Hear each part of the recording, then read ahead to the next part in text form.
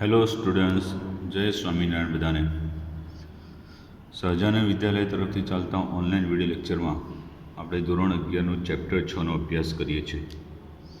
તો last video લેક્ચરની અંદર આપણે બંધ મીન્સ કે જુદી જુદી એન્થાલ્પીઓની વાત કરી હતી. એમાં એક દહન એન્થાલ્પી, પરમાણ્વીયકરણ એન્થાલ્પી એ જોઈ ગયા હતા. હવે આગળ ત્રીજા નંબરે જોઈએ છે સી, તો કે બંધ એન્થાલ્પી. કઈ? બંધ એન્થાલ્પી, બોન્ડ એન્થાલ્પી. ચાલો તો સમજીએ. હવે વિદ્યાર્થી મિત્રો, તમને ખબર જ છે કે આપણે કોઈ પણ રાસાયણિક પ્રક્રિયા કરીએ, કોઈ પણ રાસાયણિક પ્રક્રિયા, એ રાસાયણિક પ્રક્રિયામાં બે પ્રકારની ઘટના બને.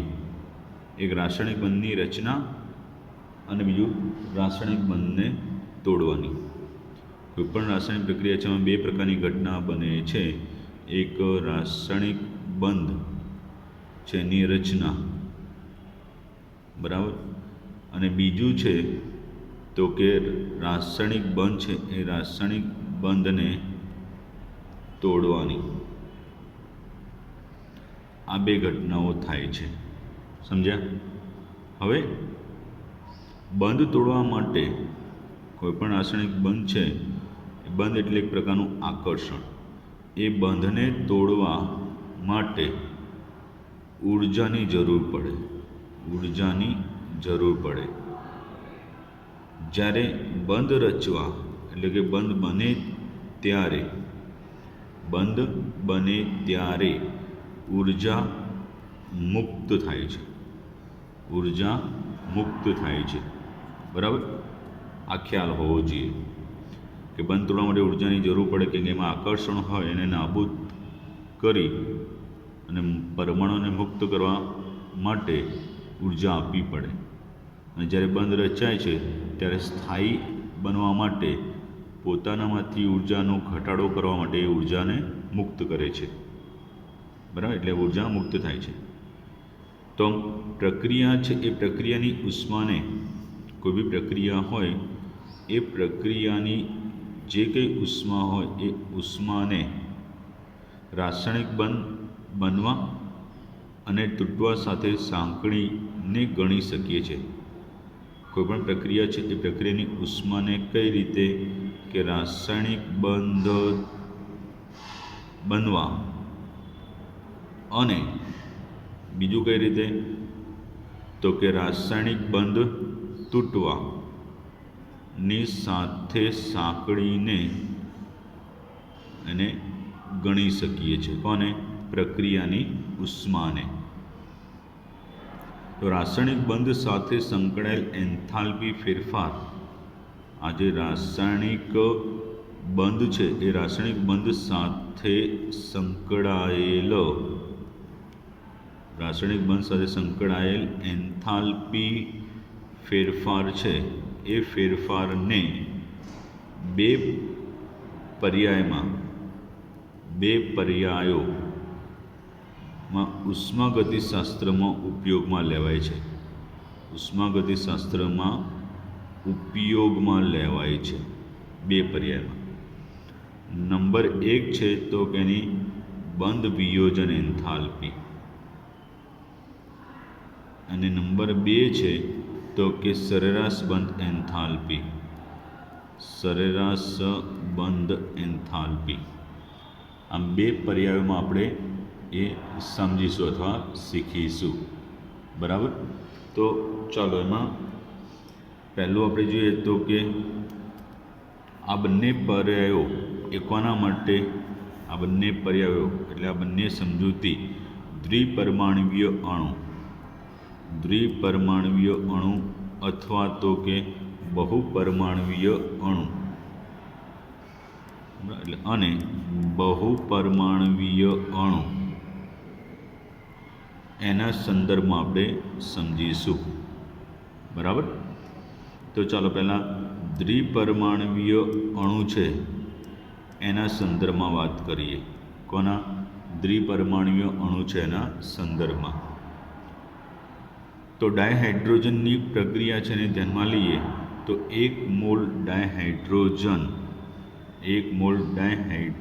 वायु છે સાંભળજો તો એના બંધોને તોડવામાં આવે તો બંધ તૂટે એટલે 2 હાઇડ્રોજન વાયુ પરમાણુ મુક્ત થાય તો એ દરમિયાન જરૂરી ઉષ્મા શું કહેવાય હાઇડ્રોજન બંધ તોડવા માટેની બંધ એન્થાલ્પી જે 435 કિલો જૂલ પ્રતિ મોલ છે બરાબર તો આ પ્રક્રિયામાં સંકળાયેલ એન્થાલ્પી ફેરફાર એ જ શું કહેવાય હાઇડ્રોજન બંધને તોડવા માટે એટલે કે બંધને તોડવા કે વિયોજન માટેની શું કહેવાય છે બંધ એન્થાલ્પી કે બંધ વિયોજન એન્થાલ્પી કહે છે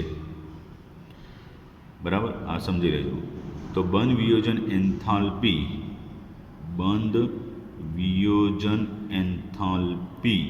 એટલે એનો મિનિંગ થાય કે ભાઈ 1 મોલ વાયુરૂપ સહસંયોગ સંયોજન કેટલા 1 મોલ વાયુરૂપ કેવા સંયોજન એ સંયોજન છે એ સંયોજનના 1 મોલ સહસંયોજક બંધને 1 મોલ સહસંયોજક બંધને તોડીને કેવા એ જે 1 મોલ સહસંયોજક બંધ છે એને તોડીને નિપજોને વાયુરૂપ કલામાં કે વાયુરૂપ અવસ્થામાં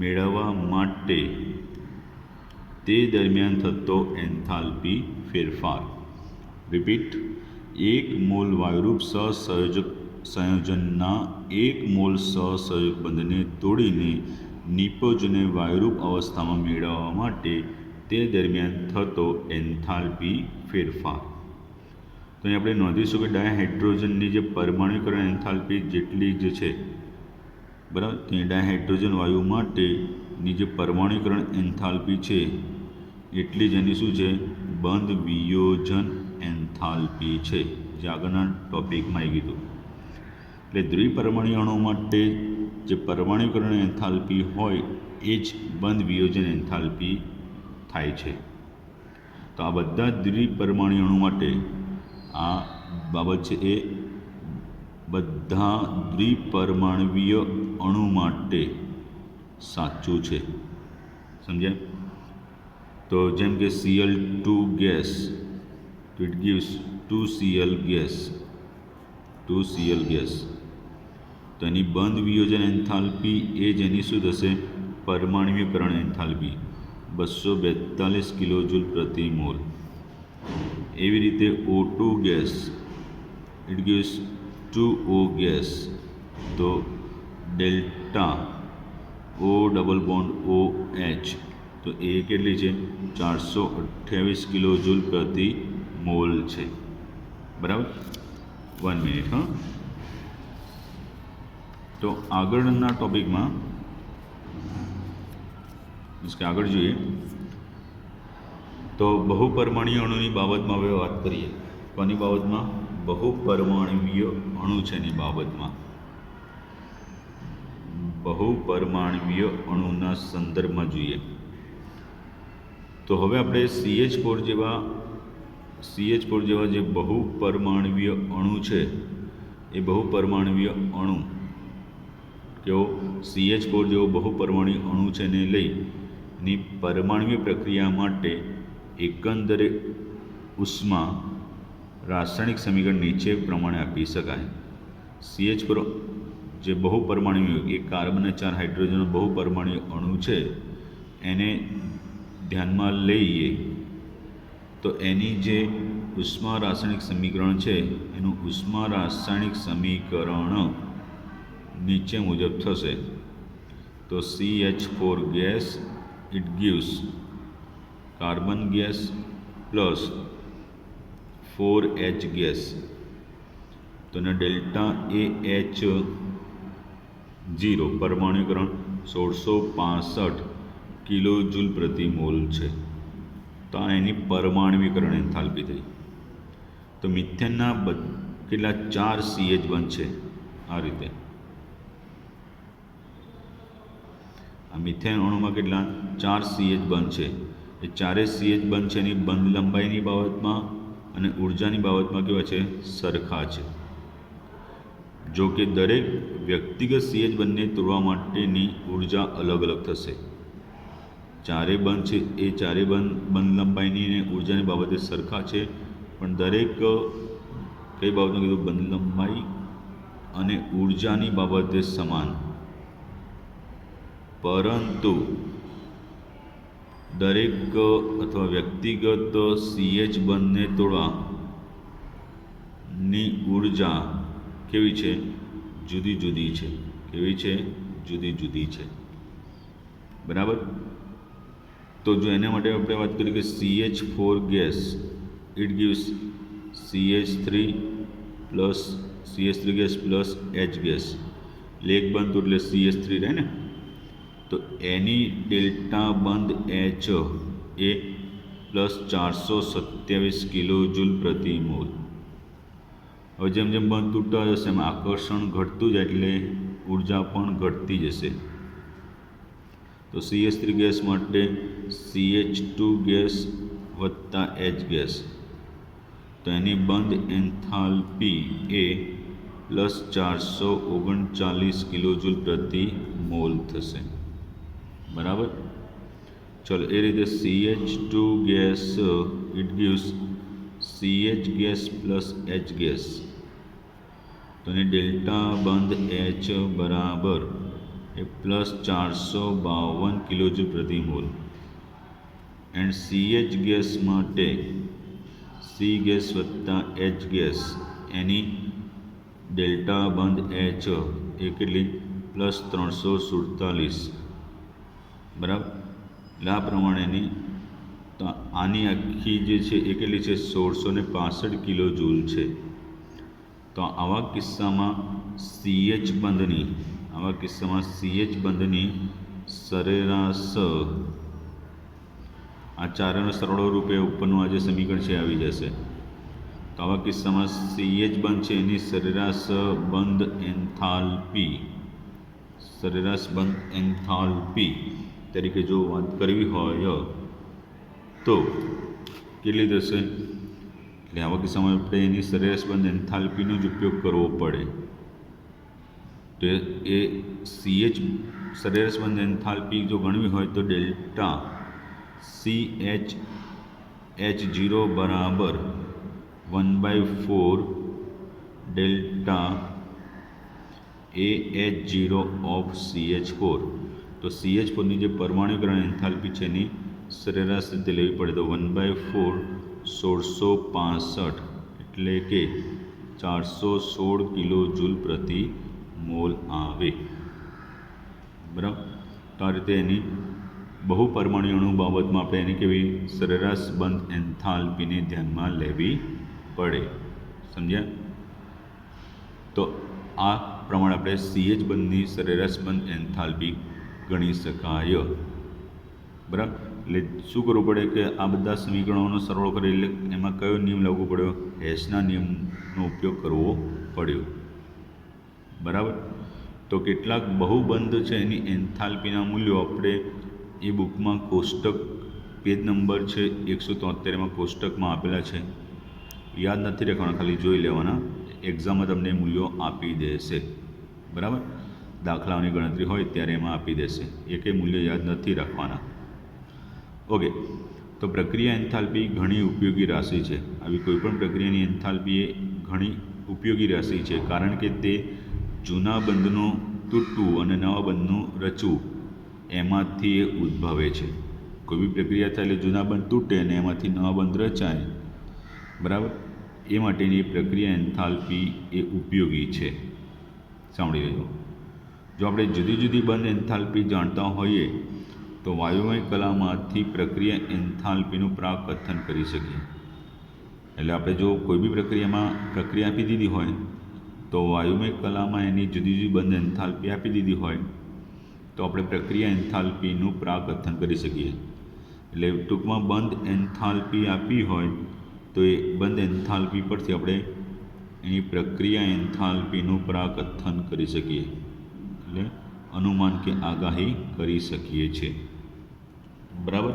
પછી તો કે હવે પ્રક્રિયાની જે પ્રમાણિત એન્થાલ્પી ડેલ્ટા R0 એ વાયુમય કલામાંના પ્રક્રિયામાંના પ્રક્રિયકો અને નિપજોની જે એન્થાલ્પી છે એની સાથે સંબંધિત હોય છે. તો આપણે જોવાની જગ્યા કે ડેલ્ટા R0H એ શેના પર આધારિત છે? તો કે વાયુ કલામાં કેવા વાયુ કલા છે એ વાયુ કલામાં જે પ્રક્રિયા હોય એ પ્રક્રિયામાંના તો કે પ્રક્રિયકો અને નિપજો હોય છે એ નિપજોની બંધ એન્થાલ્પી સાથે સંબંધિત છે. તો એ કેવી રીતે હશે? ડેલ્ટા RH0 બરાબર પ્રક્રિયા એન્થાલ્પી સિગ્મા બંધ એન્થાલ્પી ઓફ પ્રક્રિયકો, એટલે કે પ્રક્રિયકો બંધ તૂટે તો નિપજો બંધ રચાય, તો સિગ્મા બંધ એન્થાલ્પી ઓફ નિપજો. બરાબર. આ રીતે એની ગણતરી કરી શકાય છે. તો આ રીતે જો આપણે જુદી જુદી બંધની એન્થાલ્પી જાણતા હોઈએ તો એ પ્રક્રિયાની એન્થાલ્પી ગણી શકીએ.